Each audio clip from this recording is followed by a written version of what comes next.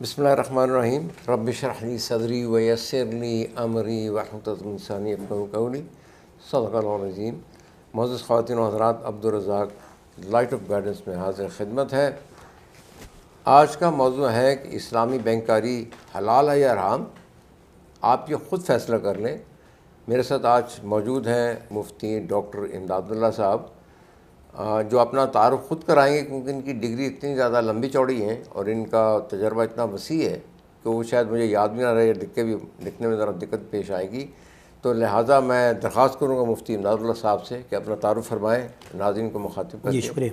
جی بسم اللہ الرحمن الرحیم، الحمدللہ رب العالمین والعاقبۃ للمتقین والصلاة والسلام علی سید الانبیاء والمرسلین نبینا محمد خاتم النبیین ورؤوف الرحیم وعلی آلہ واصحابہ وبارک وسلم تسلیما کثیرا، اما بعد فاعوذ باللہ من الشیطان الرجیم، بسم اللہ الرحمن الرحیم۔ میں نہایت ہی شکر گزار ہوں اپنے بھائی محترم حاجی عبدالرزاق صاحب کا کہ جنہوں نے اس موقع پر کہ جس وقت امت میں ایک بہت بڑی بے چینی اور انتشار، اس وقت امت میں اس نام نہاد غیر سودی بینکاری کے نام سے جو اسلامی بینکاری کا نام دے کر امت کو گمراہ کیا جا رہا ہے، اس سلسلے میں اپنا فریضہ سمجھتے ہوئے سب سے پہلے میں اپنا تعارف کراؤں گا کہ میں امداد اللہ محمود فرید، میں ایک نہایت ہی مشہور و معروف مذہبی گھرانے سے اور سیاسی گھرانے سے تعلق رکھتا ہوں، جو میرے خصوص یعنی شیخ الحدیث و تفسیر حضرت مولانا سراج الدین رحمۃ اللہ علیہ اور شیخ الحدیث و تفسیر حضرت مولانا علاء الدین رحمۃ اللہ علیہ، یہ دونوں بھائی اور میں نجیب الطرفین، ان دونوں کا یعنی نواسہ بھی ہوں، پوتا بھی ہوں، اور ایک قدیم دینی درسگاہ جامعہ دارالعلوم نعمانیہ ثالیہ اور جامعہ سراج العلوم ڈیرہ اسماعیل خان سے میرا تعلق ہے۔ اور جو یہ دو شیوخ جن کا ذکر میں نے کیا ہے، یہ حسین مدنی رحمۃ اللہ علیہ کے دیوبند کے یعنی شیوخ کے یہ شاگرد تلمیذ خاص بھی تھے اور ان کے خلفاء میں بھی تھے، اور اسی طرح بڑے بڑے اکابر علماء کے یعنی بیت بھی تھے اور ان کے خلفاء میں بھی تھے۔ مختصر میں اس وقت لاہور میں جامعہ مظاہر العلوم آر بازار لاہور کینٹ میں رئیس دارالافتاء کی حیثیت سے اپنے فرائض انجام دے رہا ہوں۔ بس مختصر میرا ایک ہی مختصر پیغام کہ اس وقت جو پرفتن دور جو ہر آئے دن ہر طرف سے شکوک و شبہات کو جنم دے رہا ہے، میرے محبوب سید المرسلین خاتم النبیین خاتم المعصومین محمد الرسول اللہ صلی اللہ علیہ وسلم کا پاک اور پیارا ارشاد ہے کہ اتق الحلال بین والحرام بین وبینہما مشتبہات۔ پھر دوسری روایت میں جو امام بخاری رحمۃ اللہ علیہ نے اس کو نقل کیا ہے، اتقوا الشبہات، پہلے تو یہ ہے کہ بچیے شبہات سے، ومن یتق الشبہات فقد استبرأ لدینہ وعرضہ، جو شخص ان شبہات سے بچ گیا اس نے اپنے جان کو بھی بچا دیا، اپنی عزت کو بھی بچا لیا، اپنے ایمان کو بھی بچا لیا۔ معذرت میرا خیال ڈاکٹر صاحب آپ ذرا اپنا ڈگری وغیرہ بتائیں نا، کیا کیا آپ نے ڈگری حاصل کی ہیں؟ اور میری عرض سننے پہلے سب سے بڑا اعتراض لائٹ آف گائیڈنس پہ مجھ پہ یہ ہوتا تھا کہ آپ کا دینی کوالیفیکیشن کیا ہے، آپ نے دین میں کیا پڑھا ہے، تو لہٰذا آپ اپنی وہ دینی تعلیم کے بارے میں ان کو بتائیں۔ ایک تو آپ کہاں سے فارغ التحصیل ہیں؟ میں اصلی تعلیم کے اعتبار سے میں throughout F S C, B S C اور ایم ایس سی اسٹیٹسٹکس میں نے کی ہے، اکنامکس وغیرہ، اور کمپیوٹر میں ڈپلومہ ہولڈر بھی، اور اس کے ساتھ ہی میری M Phil loan and loan میں ڈیفرڈ پیمنٹ میں ہے، یعنی قرض اور ادھار میں، اور اس طرح میری پی ایچ ڈی جو ہے اسلامک فائنانس میں، اسلامی تمویل فائنانسنگ میں سودی اشکالات کا تحقیق کی دینی تعلیم میں فارغ التحصیل ہوں، درس نظامی وفاق المدارس جامعہ دارالعلوم نعمانیہ ثالیہ سے، اچھا ڈیرہ اسماعیل خان سے، اور پھر مکہ المکرمہ اور مدینہ منورہ میں وہاں پر دروس دینیہ کے سلسلے میں بھی میرے پروگرام رہے، اور کویت کی جامع مسجد سنیان الغانم جہاں پر میرے ماموں اور سسر ڈاکٹر احمد علی سراج صاحب جو کہ انٹرنیشنل ختم نبوت کے ورلڈ سیکرٹری جنرل ہیں۔ تو خواتین حضرات، مطلب یہ ہوا کہ ہمارے پاس ایک عالم دین بھی ہے جنہوں نے دینی تعلیم بھی حاصل کی، دنیاوی تعلیم بھی حاصل کی ہے، دنیا بھر کا تجربہ ان کے پاس ہے، اور ہر چیز کو انگریزی کو عربی کو ایک طرح سے مکمل طور پہ سمجھتے ہیں۔ تو وہ ان کو میں اس لیے لے کے آیا ہوں تاکہ میں جو بھی آپ کے سامنے پیش کروں، پہلے بھی پیش کر چکا ہوں، ان سے ذرا تھوڑا سا اس کے اوپر تعارف بھی ہو جائے اور ان کے کامنٹس بھی آ جائیں گے تو بہت بہتر ہوگا۔ میں نے پہلے بھی عرض کیا تھا کہ یہ جس طرح انہوں نے فرمایا کہ دور حاضر میں یہ بہت زیادہ انتشار پیدا کر رہے ہیں، تو لہذا بینکاری اسلامی یا غیر اسلامی نہیں ہوتی۔ حقائق جانیے، کیونکہ دور حاضر میں چند مفاد پرست عناصر نے سود پر مبنی بینکاری کے نظام کو اسلام پسند حلقوں میں مقبول بنانے کے لیے اسلامی بینکاری کا ہیلہ بنا کر پیش کیا ہے۔ کیا یہ درست ہے جی؟ بالکل ایسے ہے۔ اچھا، اس میں دوسری چیز یہ تھی، یہ تو ہمیں ایک قسم کا ہم نے ابھی لیٹلی پڑھا، لیکن میرے خیال کے مطابق یا میری ریسرچ کے مطابق اس کے جو منبع ہے، اس کے مین جو دماغ چلتا ہے وہ IMF کا اور ویسٹ کا چل رہا ہے، کیونکہ وہ بڑی عرصے سے 200-300 سال سے اس چیز پہ کام کر رہے تھے کہ کس طرح سے مسلمانوں کی دولت جو ہے نا ہمارے سودی نظام بینکنگ میں آ جائے۔ پہلے یہ ایسا نہیں تھا، یہ کچھ تھوڑے سالوں سے یہ ساری چیزیں چل رہی جس میں یہ سودی نظام میں ان کو پاپولر بنانے کے لیے انہوں نے اسلامی نظام کا یہ سارا سلسلہ جاری کیا ہے۔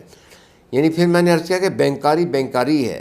بینکاری کی ہوتی ہے؟ آپ نے کبھی کوئی یہودی بینکاری، ہندو بینکاری، مسیح بینکاری، پارسی یا بدھ بینکاری کے نام نہیں سنے۔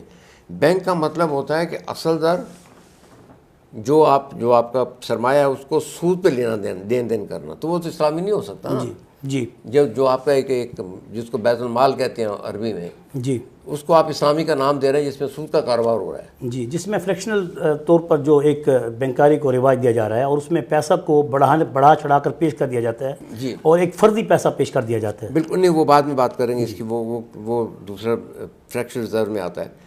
اس طرح میں نے یہی کہا ہے کہ جس طرح اسلامی شراب نہیں ہو سکتی، اسلامی بدکاری نہیں ہو سکتی، اسلامی ڈاکہ نہیں ہو سکتا، اسلامی فراڈ کے نام سنے ہوں گے، لیکن بینک کا لفظ چونکہ بڑا مستعمل عام چلتا ہے، اس لیے مسلمان سے خلاف شرع تصور نہیں کرتے۔ جی، سمجھ آئی کہ نہیں؟ دوسرا، اگر میں آگے چلوں، تھوڑا سا آگے لے کے چلوں، تو قرآن آیات اور حدیث میں اللہ تعالیٰ نے تجارت کو حلال و سود کو حرام کیا ہے۔ یہ سورہ بقرہ میں آیت 275 ہے۔ جی بالکل، بے شک اللہ تعالیٰ سود کو مٹائے گا اور صدقات کو بڑھائے گا، آیت نمبر 276 ہے۔ بالکل صحیح۔ اب یہ جو سب سے زیادہ سخت آیت ہے وہ ہے کہ اگر تم سود نہیں چھوڑتے، میں اس کا ترجمہ پڑھ رہا ہوں، تو اللہ اور اس کے رسول سے جنگ کے لیے تیار ہو جاؤ۔ 278 اس کے بارے میں تھوڑا سا آپ بیان فرمائیں۔ کیا بسم اللہ الرحمن الرحیم۔ یا ایھا الذین آمنوا اتقوا اللہ وذروا ما بقی من الربا ان کنتم مؤمنین فإن لم تفعلوا فأذنوا بحرب من اللہ ورسولہ وإن تبتم فلکم رؤوس اموالکم لا تظلمون ولا تظلمون وإن كان ذو عسرة فناظرة إلى میسرہ وأن تصدقوا خیر لکم ان کنتم تعلمون۔ جی، بڑی خوبصورت اور بڑی واضح، اگر تھوڑا سا اس پر غور کیا جائے کہ محبوب کریم سید المرسلین خاتم النبیین صلی اللہ علیہ وسلم کی ذات اقدس پر سود کی حرمت صرف آپ صلی اللہ علیہ وسلم کی اس دنیا سے رحلت سے تقریباً 80 یا 82 یا 85 دن پہلے ہوئی، لیکن آپ صلی اللہ علیہ وسلم پر اتنی خوبصورت انداز سے اور اتنی فصیح و بلیغ انداز سے اس آیت کو نازل کیا گیا، اور ساتھ ہی آپ صلی اللہ علیہ وسلم پر جو سود کی حرمت پر جو صرف ایک ہی حدیث ہے عبادہ ابن صامت سے، الذهب بالذهب والفضة بالفضة والشعير بالشعير والحنطة بالحنطة والملح بالملح والتمر بالتمر یدم بید، ایک اصول طے کر دی، یدم بید والفضل مثلم بمثل یدم بید والفضل ربن، یعنی بائع صرف اور اجناس کے درمیان ایک زبردست فرق پیش کر دیا۔ اور پھر اس کے بعد فرما دیا کہ آج کے بعد میں سب سے پہلے سیدنا عباس اپنے چچا کے سود کو، یعنی حالانکہ وہ چچا ہیں، مال ان کا ہے، لیکن صاحب شریعت ہونے کی وجہ سے آپ نے اعلان کیا کہ میں ان کے لاکھوں روپے کا سود جو اس وقت لوگوں نے ان کا دینا ہے، میں علی اعلان حجۃ الوداع کے اس مجمع میں پوری امت کو گواہ بنا کے کہتا ہوں میں نے معاف کر دیے۔ تو اس سے معلوم ہوتا ہے کہ سود کی لعنت اس قدر شدید تھی کہ آپ صلی اللہ علیہ وسلم نے جاتے جاتے اس پیغام کو اس قدر مضبوطی کے ساتھ پیش کیا کہ اللہ تعالیٰ نے قرآن کے اندر اس آیت کو پیش کر کے امت کو ایک اور پیغام دے دیا کہ اتقوا اللہ وذروا ما بقی من الربا ان کنتم مؤمنین فإن لم تفعلوا فأذنوا بحرب من اللہ ورسولہ۔ باوجود اس کے کہ اگر تم تعویلوں کا شکار ہو کر، ہیلوں کا شکار ہو کر، منمانی خواہشات کو پورا کرنے کی خاطر اور سودی بینکاروں کو رواج دینے کی خاطر اگر آپ نے امت کے اندر اس قسم کے کسی بھی ایسے سکیم کو بھی یا ایسی تجارت کو بھی یا ایسی بینکاری کو بھی اگر فروغ دیا تو پھر کھلے لفظوں میں سن لو فَأْذَنُوا بِحَرْبٍ مِّنَ اللَّهِ یہ تم اللہ اور اس کے رسول کے خلاف جنگ کا اعلان کرو۔ قرآن حدیث ہیں، جو 2 سود خوری گناہ کے 70 حصے ہیں، اس میں ادنیٰ اور معمولی ایسا جیسے اپنی ماں کے ساتھ بدکاری ہے۔ یہ ابن ماجہ میں آتا ہے، جس قوم میں سود بدکاری پھیل جائے اور دنیا ہی میں مستحق عذاب ہو جاتی ہے۔ مستدرک حاکم۔ اب میرا سوال یہ ہے کہ یہ آیت محکمات میں آتا ہے یا یہ آیات متشابہ؟ آیات محکمات میں سے آتا ہے، بالکل، ویری گڈ۔ بینات میں سے۔ محترم خواتین و حضرات، سود تینوں آسمانی مذاہب میں حرام قرار دیا گیا ہے۔ سود ہر شکل، مقدار، مقام، افراد، دیسی پردیسی، کاروباری، ذاتی قرض کے لیے حرام ہے۔ یہ درست ہے؟ بالکل درست ہے، ہر لحاظ سے، کوئی مطلب ہے کسی بینیفٹ کے اعتبار سے بھی، کوئی مطلب ہے کوئی اجنبی ہے، فارنر ہے، ہندو ہے، سکھ ہے، عیسائی سب ہے، کے لیے یہ اسلام کا رول برابر ہے۔ بالکل۔ یعنی وہ یہ نہیں کہ ہندو سے آپ لے لیں۔ ہاں نہیں، ایسا نہیں اور ہوگا۔ اس میں اختلاف بے شک بیرون ملک یعنی دارالحرب کے اندر اختلاف تو ضرور موجود ہے، لیکن اس پر اتفاق اور فتویٰ نہیں ہے۔ جنرل بات یہ ہے کہ اس کی اجازت نہیں ہے۔ جی۔ پھر اس کے علاوہ یہ کہ آج بھی ایک یہودی دوسرے یہودی سے قانونی مذہبی طور پر سود نہیں لے سکتا، ایسے پوری دنیا کے نظام کو انہوں نے الٹ پلٹ کر کے بیڑا غرق کر دیا ہوا ہے۔ اس کی تصدیق کی جاتی ہے۔ جی۔ اب آگے آئیں جی ایک اور جو اللہ تعالیٰ نے جو ایک آیت نازل کی، اتخذوا احبارہم ورہبانہم اربابا من دون اللہ، یہ وہ مطلب ان لوگوں نے اللہ کو چھوڑ کر اپنے عالم اور درویشوں کو رب بنا لیا ہے۔ جی۔ اس میں عدی بن حاتم کے بارے میں ایک جو واقعہ آتا ہے وہ ذرا بتائیں گے؟ جی، عدی بن حاتم رضی اللہ عنہ نے جس وقت آپ صلی اللہ علیہ وسلم نے ان سے کہا کہ اتخذوا احبارہم ورہبانہم اربابا من دون اللہ، کہ تمہارے احباب، تمہارے ارباب، تمہارے رہبان، تمہارے علماء و پیشواؤں نے اللہ کے ماں سوا یعنی تم نے ان کو اپنا رب بنا رکھا تھا، تو وہ کہنے لگے کہ یا رسول اللہ ہم تو ایسے نہیں تھے، ہم نے تو ان کو رب تو نہیں بنایا۔ تو آپ صلی اللہ علیہ وسلم نے فرمایا کیا انہوں نے تمہارے حلال کو حرام نہیں کر دیا؟ جو کہ تمہارے پیغمبروں نے تمہیں حلال کر کے دیا تھا، انہوں نے اس کو حرام نہیں بنا دیا؟ یا جو حرام تھا تو انہوں نے اس کو حلال نہیں کر دیا؟ تو عدی بن حاتم نے کہا ایسے ہی ہے۔ تو آپ صلی اللہ علیہ وسلم نے فرمایا کہ ایسی ہے تو اس سے مراد یہی ہے کہ آپ یعنی کہ ان لوگوں کی اس رائے کو جو لوگ اللہ کے ماں سوا اپنے پیشواؤں کی بات کو بغیر دلیل و حجت کے مان کر اور اس کی اتباع کرتے ہیں، وہ ایسے ہیں جیسے کہ انہوں نے اس کو رب بنا لیے ہے۔ تو یہ ہمارے پاس ایک تو آیات محکمات آ گئیں اور ایک نبی صلی اللہ علیہ وسلم کا فرمان ود ایک پرانی آیت کے آ گیا، قرآن آیت پلس ایک قسم کے جی بالکل صحیح حدیث، جی عدی بن حاتم کی حدیث بالکل صحیح حدیث ٹھیک ہو گیا۔ جی اچھا، اس کے بعد ہمارے چاروں امام ہیں، امام ابو حنیفہ، امام شافعی، امام مالک، امام احمد بن حنبل کا متفقہ قول یہ ہے کہ جو آیات محکمات روز روشن کی طرح واضح ہیں، جن میں کوئی شک و شبہ گنجائش نہیں، جو وضاحت طلب نہیں، جس میں کسی قسم کا کوئی ابہام نہیں ہے، ایسی آیات کے تحت جتنے بھی احکامات آئیں گے وہ اس کے اگینسٹ نہ کوئی جواز، ہیلہ، بہانہ، حجت، اجتہاد نہیں ہو سکتا۔ بالکل ایسی ہے، یہ ایز سچ امپلیمنٹ ہوں گے۔ بالکل۔ اچھا، اب میرا یہ سوال یہاں پہ یہ ہے کہ جب یہاں تک ہم آ گئے، اللہ تعالیٰ نے کہہ دیا کہ جو سود کے مطلب جاری رکھے گا وہ اللہ اور رسول کے ساتھ جنگ ہے، پھر اس کے بعد کسی چیز کا جواز رہ جاتا ہے؟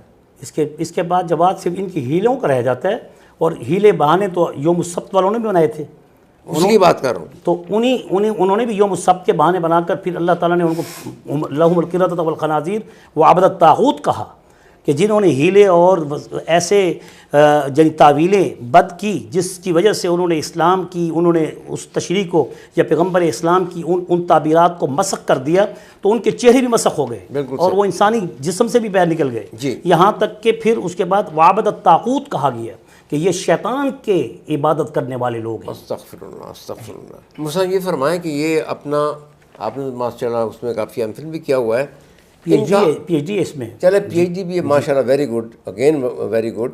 مجھے یہ بتائیں کہ ان کا جواز کیا ہے، بیسس کیا بناتے ہیں کہ یہ ہم لوگ یہ سود نہیں لے رہے، ہم یہ اس پہ؟ جہاں تک میری ایک تھارو اسٹڈی ہے، میں نے اس پر بڑی ہی عمیق طریقے سے اور بغیر کسی یعنی غیر جانبدار ویوز سے اور اس لحاظ سے کہ میں کسی قسم کی اللہ اور اس کے رسول کو سامنے رکھ کر میں نے جب ان کی پوری اس بینکاری کا جو اس وقت غیر سودی بینکاری کی صورت میں جو رائج ہے، مروج ہے، اس میں سب سے پہلی بات میں یہ کہوں گا کہ کسی بھی تجارت کے لیے سود سے پاک ہونا صرف شرط نہیں ہے بلکہ کسی بھی تجارت کے لیے اس کا عین اسلامی ہونا شرط ہے. ایگزیکٹلی. جب عین اسلامی ہونا یہ خود نہیں مانتے کہ یہ ایسی بینکاری ہے کہ جو عین اسلامی نہیں ہے, تو پھر ایسی بینکاری کے پیش کرنے کا پھر کیا جواز رہ جاتا ہے؟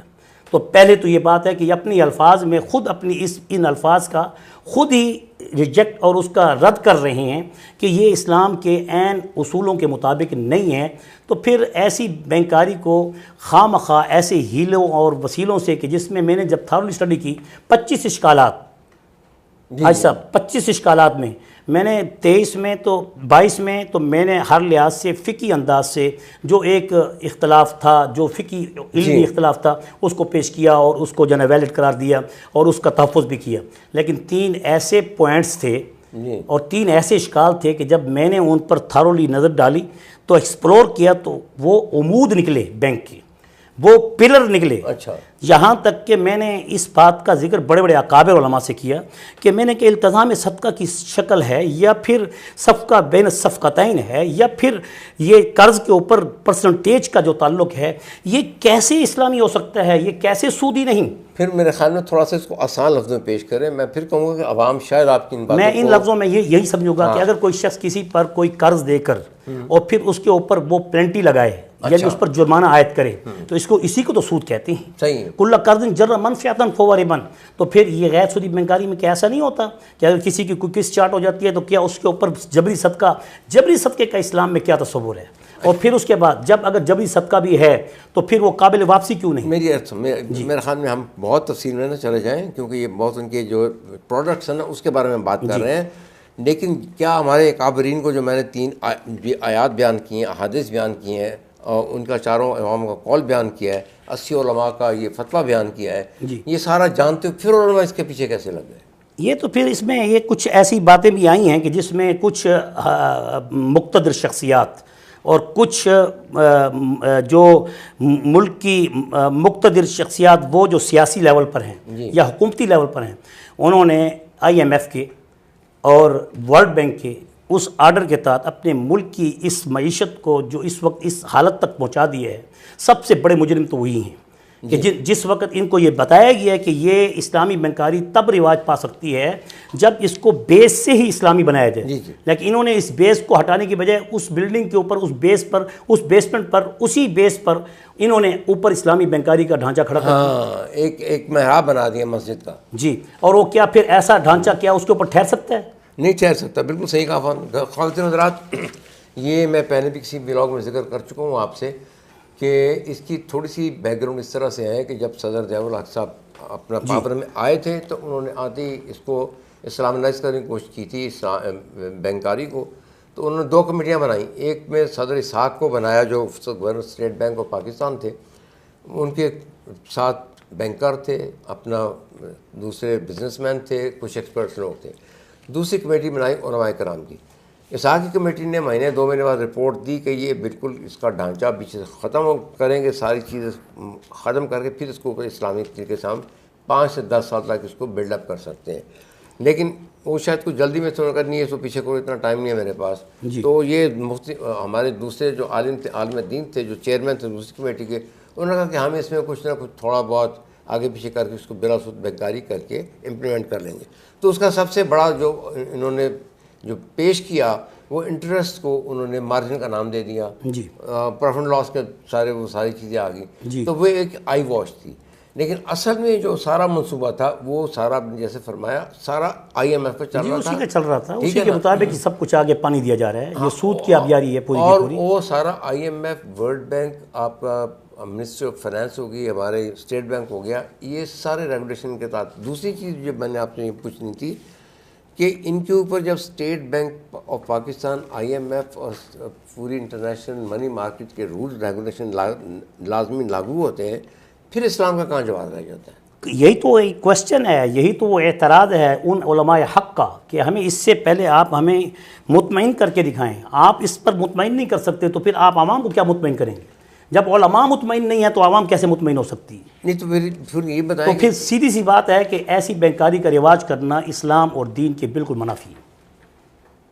تو آپ کا کیا پیغام ہوگا عوام میرا یہ پیغام ہے کہ ایسی بینکاریوں سے جو بھی جس رنگ میں بھی ہے، پہلے یہ کہتے تھے یہ 3 بینک اسلامی ہیں، میزان بینک اسلامی ہے، بینک اسلامی ہیں جی اور البرکہ اسلامی ہے، اب کہتے ہیں نہیں فیصل بینک بھی اسلامی ہے، حبیب بینک بھی اسلامی ہے۔ کیوں بھائی اسلامی ہے؟ اس لیے اسلامی ہے کہ اس کی ہر ایک نے ایک برانچ اسلامی کھول دی ہے۔ میں نے کہا پھر اس کا مطلب ہے اسلامی بینک تو نہ ہوا، اسلامی برانچ ہوئی، تو آپ کے یہ 3 بینک بھی اب اسلامی برانچ ہی ہو گئے، اسلامی بینک تو ہوئے ہی نہیں۔ نہیں، میرے خیال میں سودی کاروبار آپ تھوڑا سا میرے خیال میں اس تو فلہذا یہ سارے کے سارے بینک غیر اسلامی ہیں، اور کسی صورت میں، بلکہ میں تو یہ کہوں گا پاکستان نہیں بلکہ دنیا بھر میں عرب ملکوں کے اندر بھی اگر جا کے دیکھیں تو کوئی بھی اسلامی ایسا بینک موجود نہیں جو قرآن و سنت کے مرابعہ، مشارکہ، مزاربہ اور تولیہ اور ان جیسی بیوعات کو لے کر چلتا ہو۔ فلہذا اسلام یہ حکم کرتا ہے اتقوا الشبہات، جہاں شبہ ہو وہاں سے بچو، ومن یتق الشبہات، جو ان شبہات سے بچ جائے گا فقد استبرأ دینہ وعرضہ، اس نے اپنی عزت بھی بچا لی، اس نے اپنے دین کو بھی بچا لی۔ جی خواتین صاحب بہت شکریہ مفتی صاحب۔ میرا خیال یہ کہ اگر اس کو اس نظر سے دیکھا جائے کہ اسلام کے نام کو انہوں نے بہت طریقے سے استعمال کیا، بہت زیادہ استعمال کیا ہے، کیونکہ میں ان کے پرومو میں گیا تھا وہاں میں نے یہ سوال کیا تھا کہ آپ کا شائبہ تک میں اسلام کا اس منظر، کیونکہ نہ تو کرنسی اسلام میں کرنسی کا کوئی یہ پیپر کرنسی کا کوئی رواج نہیں ہے، باقی ایکسچینج کے لیے سونا چاندی باقی اجناس سارے استعمال ہوتے ہیں۔ تو اس وقت میرا خیال یہ ہے، میرا خیال نہیں بلکہ پورا یقین ہے، میں پورے کے دل سے پورے یقین سے کہہ رہا ہوں کہ اسرائیل صدر ہے پورے دنیا میں کوئی اسلامی اس لیے نہیں ہے کہ جھگڑا صرف یہی ہے۔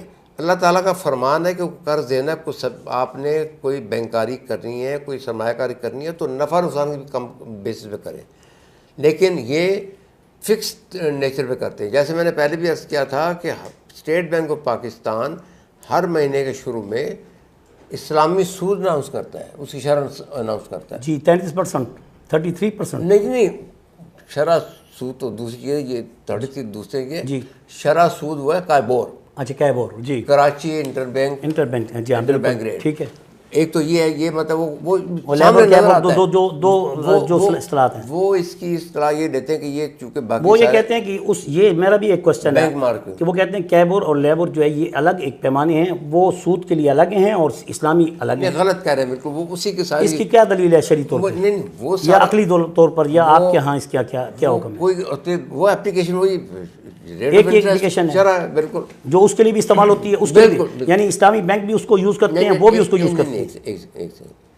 دو شرح ہیں، ایک ہے LIBOR which is London inter bank official rate, جی وہ استعمال ہوتا ہے آپ کا انٹرنیشنل منی ایکسچینج کی صورت میں، ٹھیک ہے جی۔ کائبور جو آپ کا لوکل انہوں نے کراچی سے جو اسلامی بینکنگ کا جو ڈھونگ رچایا ہوا ہے وہ Karachi inter bank official rate, وہ اس کو نہیں استعمال وہ کرتے ہیں۔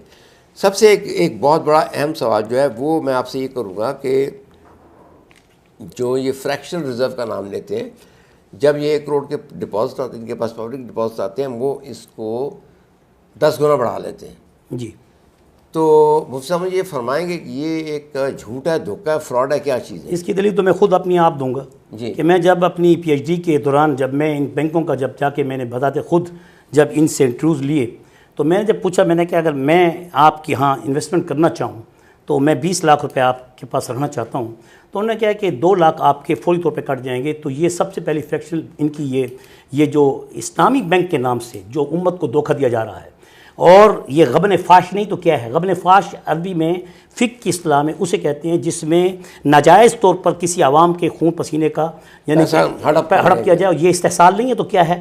تو یہ پیش کی 2 لاکھ روپیہ کاٹ دیتی ہیں، انویسٹمنٹ ہوتی نہیں ہے، آگے تو بات ساری یہ سود کی ہے، آگے تو ساری بات سود کی ہے۔ اپنی دوسری طرف لے گئے ہیں۔ میرا خیال یہ تھا، میں یہ عرض کر رہا ہوں کہ ان کے جو پبلک ڈپازٹ آتے ہیں وہ ان کو 10 گنا بڑھا لیتے ہیں، اور وہ جو 9 کروڑ یعنی 1 کروڑ اس طرح اس کے بڑھاتے ہیں، 1 کروڑ کا 10 کروڑ کر لیتے ہیں، اور 10 کروڑ 9 کروڑ جو ہے نہ ان کے پاس موجود ہے، وہ ایگزسٹ بھی نہیں کرتا، نہ ان کی پوزیشن میں ہے جی، اور اسی پیسے کو تھرو کھاتوں کے ذریعے ٹرانسفر کر کے سود کما رہے ہیں جی، اس کی مختلف فائلیں بناتے ہیں برے نام، اور وہ پھر کسی کے نام پہ چڑھا دی جاتی ہیں، پھر وہ وہاں سے 10 لاکھ بن جائے گا، وہ 12 لاکھ بن جائے گا، وہ 14 لاکھ بن جائے گا، یہاں تک کہ کل اصل زر کرنٹ اماؤنٹ کل 9 لاکھ روپے ہے، یہ اس پر 20 لاکھ روپے اکٹھے کر لیتے ہیں۔ جی وہی تو میں کہہ رہا ہوں نا، تو وہ مجھے یہ اسلامی بینک والے یا اسلامی جو سپورٹ کرتے ہیں ان کا کیا جواز ہے تو قرآنی آیت کا کوئی ضعیف حدیث ہے اس معاملے میں کہ آپ اس کو زیادہ کر سکتے ہیں ہمارے پیسے؟ پہلی بات یہ ہے کہ یہ اس بینک جو ہے غرر پر، دھوکے پر، اور دوسری بات یہ ہے کہ یہ استحصال پر، اور تیسری بات یہ ہے کہ یہ عین سود کے کاروبار کو فروغ دینے کے لیے، چاہے نام نہاد اسلامی بینکاری ہے یا غیر سودی بینکاری ہے یا بیرون ملک کوئی بھی اسلامی بینکاری ہے، سب کے سب IMF اور ورلڈ بینک کے بالکل تابع ہیں۔ بالکل ٹھیک ہو گئے، آپ نے بڑی اچھی بات کی ہے، لیکن اب آپ یہ بتائیں کہ عوام کو کیا کرنا چاہیے؟ وہ عوام یہ کہتی ہے کہ ہم کہاں جائیں؟ یعنی میں اس لیے کہہ رہا ہوں کہ دیکھیں ایک بینک ہے، اس کا 14 ارب کیپٹل ہے اور وہ قرضے دے رہا ہے 1,445,000,000,000 کے۔ جی، تو وہ یہ جھوٹا کیپٹل کریٹ کر کے وہ اس کے قرضے دے رہے ہیں نا۔ جی، وہ قرضے ایک تو جھوٹ بول کے پیسہ کریٹ کیا اور جھوٹ بول کے اس کو سود لے رہے ہیں، جی، تبھی یہ باقی اپنے کھاتہ داروں کو اتنا سود اس کا لے لیں، اتنا سود اس کا لے لیں، اتنا یہی تو وجہ گرانی، سب سے بڑی وجہ گرانی کی اور مہنگائی کی، افراط یہی ہے، بالکل یہی ہے، اس بینکوں کی وجہ سے ہے۔ اگر ان اسلامی بینکوں کا بھی اس طرح کا کردار ہے تو پھر کنونشنل بینکنگ کی اور ان کے درمیان کوئی فرق نہیں ہے۔ بالکل صحیح کہا آپ نے۔ خواتین حضرات، ابھی میرا خیال ہے کہ اپنا مفتی صاحب نے بڑے مدلل بیان دیے ہیں، بتایا کہ اسلامی بینک کیا ہے اپنے ذاتی ایکسپیرینس سے، اپنے ذاتی تجربے سے۔ میں تھوڑا سا بتا دوں کہ یہ جیسے انہوں نے پہلے بھی فرمایا کہ جو ایکسپرٹ ہیں، ہمارے ماہرین ہیں، ان کی رائے یہ ہے کہ پوری دنیا میں اسلامی بینک نام کی چیز کوئی نہیں ہے، یعنی اسلامی نفع نقصان بیس کے اوپر کوئی بینک نہیں ہے۔ اسلامی بینک ایک بہت بڑا دھوکہ فراڈ ہے، یہ ایک اور ہمارے مفتی عبدالخالق صاحب کا کہنا ہے۔ اور یہ مقبول جان جو ایک رائٹر ہیں وہ بھی کہتے ہیں کہ یہ اسلامی بینکنگ جو ہے یہ مہنگی شراب کے اوپر روح افزا کا یا جام شیری کا لیبل لگا کے ہمیں پیش کیا جا رہا ہے۔ پھر ایک ماہر کی اور رائے ہے کہ بینک ہر لحاظ سے علماء کا بھی ذکر ساتھ کریں جو اس دنیا سے اب رخصت بھی ہو چکی ہیں، ان سب نے اس کو سود کہا ہے۔ جی 80 تقریباً علماء تھے، وہ سارے مطلب اللہ کو پیارے تو ہو چکے ہیں، لیکن ان کی آل اولاد تو ہوگی نا، ان کے مدارس تو چل رہے ہوں گے۔ بالکل، وہ آخر انہوں نے اتنی انگریزی کے ساتھ یہ بات کیوں کہی ہے؟ اچھا، آپ مجھے یہ بتائیں کہ ابھی اس وقت جو ہے آپ کیا پیغام دینا چاہیں گے عوام کو کہ وہ عوام کیا کرے؟ عوام کو بحیثیت ایک مسلمان، خیر الناس من ینفع الناس، بہترین انسان وہ ہے جو دوسروں کے لیے بھلائی کا اور نفع رسانی کا ذریعہ بنے۔ میں اور ہم سب اپنی آخرت کی فکر کرتے ہوئے ہم سب کو چاہیے کہ ہمیں ان تمام قسم کے تمام ایسی اسکیموں سے، بینکوں سے اور اس قسم کی جتنی بھی چاہے وہ جس رنگ میں بھی آ رہی ہیں، ان سب سے احتراز کرتے ہوئے تجارت کے راستے کو اپنے ہاتھ سے اختیار کرنا چاہیے۔ اور رسول اللہ صلی اللہ علیہ وسلم کی حدیث مبارک ہے کہ القاسب حبیب اللہ، کہ محنتی اللہ کا دوست ہے، فلہذا 9/10 یعنی کل 10 حصے تجارت میں اللہ تعالیٰ نے 9 حصے اس میں نفع کے تجارت کے اندر رکھے ہیں، اور تجارت کو فروغ دے کر اپنی زندگی اور اپنی معیشت اور اپنی معاشرت کو فروغ دیجیے۔ جی مثلا آپ نے صحیح فرمایا، بالکل صحیح۔ عوام کے لیے تو یہ چیز ہوگی، اب جو علماء کرام ہیں، خطیب ہیں، مقرر ہیں، علامہ ہیں، مفتی ہیں، ان کا کیا رول ہونا چاہیے؟ ان کو کیا کرنا چاہیے؟ بہت سے علماء اس وقت اکابر علماء اپنی اس کیے ہوئے اعمال پر اب بھی مجھے محسوس بلکہ انشراح صدر بلکہ اللہ کے فضل و کرم سے کچھ اطلاعات کے مطابق وہ بالکل ان سے کنارہ کش ہوتے جا رہے ہیں۔ اچھا، اور اس طرح انشاءاللہ عنقریب یہ ایک جو جھوٹ کی جو عمارت ہے اور جو ایک جالے کی ایک عمارت ہے، یہ انشاءاللہ حبا منصورہ ہو کے ختم ہی ہو جائے گی۔ اچھا، کیونکہ آپ کا ٹائم مطلب میں لے رہا ہوں اس وقت، مجھے یہ بتائیں کہ میں نے ایک چھوٹے سے کتاب میں یہ بھی لکھا تھا کہ یہ کام جو تھا یہ علماء کرام کا تھا، باقی علماء کرام کا جس طرح وہ تو ختم کیا انہوں نے، اس کے خلاف تحریک چلائی، غلام احمد پرویز کے خلاف تحریک چلائی، پھر ایک مولانا برق صاحب تھے ان کے خلاف تحریک چلی، کسی نے خدائی کا دعویٰ کیا تھا، اس کو مطلب ہے جوتے مارے جو بھی کیا۔ یہ اسلامی بینکاری جو سود کے ساتھ نتھڑی ہوئی تھی، اس کے خلاف کیوں نہیں آپ نے کوئی قدم اٹھایا؟ الحمدللہ اس کے خلاف اہل حق علماء کرام نے اپنے خطبات میں وقتاً اور گاہے بگاہے وہ امت کو آگاہ کی ہے، جبکہ اب اس وقت چونکہ یہ بڑے عروج سے آگے بڑھ رہی ہیں تو اس لیے اب علماء کا فرض ہے کہ وہ بھی علی اعلان بدنگ دال وہ آ کے امت کو بتائیں اور اس بہت بڑے فساد سے اور انتشار سے امت کو محفوظ کریں۔ میں یہ کہنے کی کوشش کر رہا تھا کہ بھئی انہوں نے تو بتا دیا جو کچھ بتانا تھا، میں یہ کہنے کی کوشش کر رہا ہوں کہ اب جو ہے علماء کرام تو خیر سامنے آئیں گے، لیکن ان کی بھی طاقت، ان کی جو ہمت ہے وہ اتنی توانا نہیں ہے جو ان لوگوں کی ہے، وہ 4 اہم پہ مشتمل ہے، کیونکہ ہمارا جو مقابلہ یا جو زور چل رہا ہے وہ چل رہا ہے آئی ایم ایف کے ساتھ IMF کے ساتھ چلنا ہے اور پھر ورلڈ بینک، پھر آپ کے منسٹری آف فائنانس اور اسٹیٹ بینک کے ساتھ. جی وہ جو پہلا ایم ہے وہ اس کا مطلب ہے کہ مائنڈ، ساری منصوبہ بندی یہ IMF کی ہے. دیکھ لیں ان کی ہر بینک کی اتنی زبردست یعنی کمپیوٹر سسٹم ہے، ایپس بنی ہوئی ہیں، 2 منٹ ٹرانسفر ہوتی ہے. ابھی میری بیٹی نے مرا 1.5 منٹ پہلے وہ ابھی تو یہ کمپیوٹر جو ہے کلاسک ہو گئی ہے، اب تو کوانٹم آ رہی ہے، کوانٹم کمپیوٹنگ آ رہی ہے. صحیح کہہ رہے ہیں. تو وہ ایک منٹ کر دیتے ہیں. ایک تو انہوں نے سارے بینکوں کو اس طرح سے مطلب جی کمپیوٹر سارا کر دیا ہوا ہے. ٹھیک ہے، مائنڈ سارا ان کا چل رہا ہے، برین سارا ان کا چل رہا ہے، پرسنٹیج ان کی چل رہی ہیں، لیکوڈ ساری ان کی چل رہی ہیں، ریٹ سارے ان کے چل رہے ہیں. جی نمبر 2 M2 میں پیسہ ان کے پاس بے شمار ہے، حرام کا پیسہ، جی جھوٹ کا پیسہ، فریب کا پیسہ، فراڈ کا پیسہ انہوں نے جمع کیا ہوا ہے کہ 1 کروڑ کو 10 کروڑ بنا کے 9 کروڑ پہ سود بھی کما رہے ہیں اور اس کو آگے انویسٹ بھی کر رہے ہیں. جی بالکل ایسے کر رہے ہیں. باقی تو سود پہ دیتے ہیں لوگوں کو، جی کچھ کمپنیاں انویسٹ کر رہے ہیں. اس کمپنیوں کی انہوں نے کچھ اپنی شرعی کمپلائنٹ کی بھی چیزیں دی ہوئی ہیں. جی شرعی کمپلائنٹ کے تحت ان کو کچھ نہ کچھ ان کو پھر بینیفٹ بھی دیے ہوئے ہیں. نہیں بینیفٹ کیا دیے وہ سارے، اس میں شریعت کا نام و نشان نہیں ہے بھائی. وہی بینیفٹ لے کے انہوں نے ان کو چپ کرایا ہوا ہے نا. شریعت کا نام و نشان نہیں ہے. وہ تو سارے جو ورلڈ بینک کے جو رسول چل رہے ہیں نا، بینکنگ سینٹرل بینکنگ کے قانون چل رہے ہیں وہ چل رہے ہیں. تیسرا آتا ہے میڈیا. میڈیا جو ہے بالکل ان کے پاس 100% کے ساتھ ہے. بالکل ان کی لاکھوں کروڑوں اربوں روپے کی بھی ایڈورٹائزمنٹ کر رہے ہیں اور سارے میڈیا اس سے بکے ہوئے ہیں. بالکل وہ ہماری تو کوئی 2 سینٹیمیٹر کی ایڈ نہیں دے سکتے. جی نہیں دی انہوں نے. چوتھا ایم جو ہے وہ ان کی طاقت ہے، مائٹ. یعنی وہ اس قدر طاقتور ہیں. IMF ان کی میں چھوٹی سی مثال کیا دوں، بلکہ فیکٹس ہیں یہ کہ جب شریعت کورٹ نے یہ سود کو انہوں نے ناجائز قرار دیا تھا، غیر قانونی قرار دیا تھا، تو اس کے جس نے فیصلہ لکھا تھا اس کو گولی مار دی. سمجھے کہ نہیں؟ جی ابھی بھی تھریٹس آتی ہیں مجھے کئی دفعہ، وہ مطلب کامنٹس میں بھی آتی ہیں، فون پہ بھی آتی ہیں. تو وہ یہ طریقہ کار یہ کہ یہ اپنا کام ان کی مسلمانوں کی دولت کو استعمال کرتے جائیں جی اور ان کے سامنے بولے نا. جی اور اس کے لیے انفارچونیٹلی بدقسمت سے ہمارے کچھ علماء کرام پھسل گئے یا پتہ نہیں ان کے ساتھ استعمال ہو گئے، کیا ہوا. جی لیکن آپ میرا خیال ہے کہ پیغام کوئی علماء کے لیے بھی بتائیں گے کیا جو خطیبوں کو کیا کرنا چاہیے. میں تو اب یہی پیغام دوں گا امت کو کہ جیسے ہمارے پاس سٹیج ہیں، ہر جمعے کو ہر عالم اپنی مسجد میں امت کو خطاب کرتا ہے، وہ اس وقت بے حیائی کے خلاف بھی اعلان بولیں اور اس طرح سودی بینکاری اور جو نام نہاد جو مروجہ اسلامی بینکاری اس کے خلاف بھی امت کو اویئرنس دیں. اور ساتھ ہی امت کو ایک پیغام اور بھی ساتھ دینا ضروری سمجھتا ہوں کہ امت کے ساتھ محبت اور الفت کے تحت غزہ اور فلسطین کے مسلمانوں کے لیے بھی بھرپور کردار ادا کرنے کے لیے حکومتوں کو مجبور کیا جائے کہ وہ غزہ کے ان مظلوم مسلمانوں کی پوری مدد کے لیے یا تو خود تیار ہو جائیں یا ہمیں راستہ دیں. ہم ان کی مدد کے لیے جیسے بھی کریں گے، ہم تن من دھن کی بازی لگا کر ان تک پہنچیں. بالکل آپ صحیح فرمایا. جہاد کا بھی آپ نے اچھا کیا، ذکر کر دیا.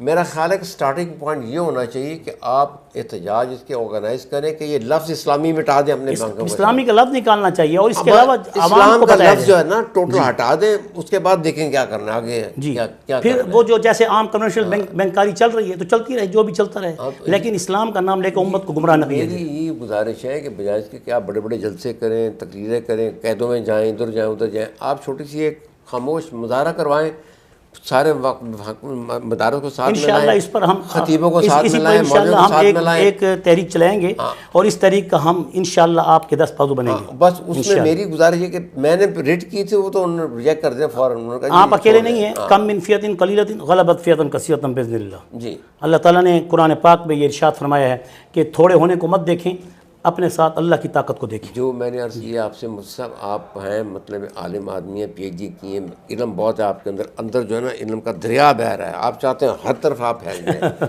اس طرح نہیں ہوتا. آج کل سوشل میڈیا کا زمانہ ہے. جی آپ چھوٹی سی مقصد چیز پکڑیں کہ لفظ اسلامی ہٹا دیں، مٹا دیں، ختم بالکل کر درست ہے. دیں. میں آپ کی اس بات سے مکمل طور پہ یعنی تائید کرتا ہوں، بلکہ تائید کے ساتھ یہ پیغام دیتا ہوں کہ ایسے نام نہاد بینکاروں کو چاہیے کہ وہ اس اسلام کے نام کو استعمال کرنا چھوڑ دیں اور عوام کو چاہیے کہ ان کے فریب میں نہ آئیں اور اس طرح کی تمام بینکاری سے اپنے آپ کو بچائیں. میری گزارش یہ بھی تھی، یہ آپ یہ مسجدوں میں ایک قرارداد پاس ہونی چاہیے کہ لفظ اسلامی کسی بینک کے ساتھ نہ لگائیں، کسی بالکل فورم درست میں ہے، نہ یہی لگائیں۔ بات تو میں نے دہرائی ہے جس پر آپ کی تائید کی جا رہی ہے۔ پبلش بھی نہیں کر سکتے، کوئی ڈاکومنٹ نہیں بن سکتی اسلامی بینکاری یا اسلامی میوچل اسلامی فنڈ۔ بیکاری تب ہو سکتی ہے جب اس کے پورے اصول شریعت کے عین مطابق ہوں۔ ایگزیکٹلی معیشت کے مطابق۔ خواتین حضرات، میرے خیال میں کافی لمبی چوڑی ہماری بحث ہو گئی ہے، اور مختصر پیغام یہی ہے کہ سارے لوگ جو ہے، عوام جو ہیں، اس سے پرہیز کریں، اپنی دنیا اور آخرت کو بچائیں، اور اپنے بچوں کو بھی حرام سے بچائیں، حرام خوری سے بچائیں، اور ملک کو بھی اس طرح بچائیں کیونکہ عذاب میں تو نازل ہو چکا ہم۔ تھینک یو ویری مچ، بہت بہت شکریہ۔ اللہ تعالیٰ آپ کا حامی و ناصر ہو۔ دعا کرتے ہیں کہ اللہ تعالیٰ ہمارے گناہوں کو معاف کرے، ہماری توبہ قبول کرے، اور ہمیں اللہ تعالیٰ کے پیغامات، احکامات اور نبی علیہ السلام کی تعلیمات پہ مکمل طور پر عمل کرنے کی توفیق عطا فرمائے۔ آمین آمین یا رب العالمین۔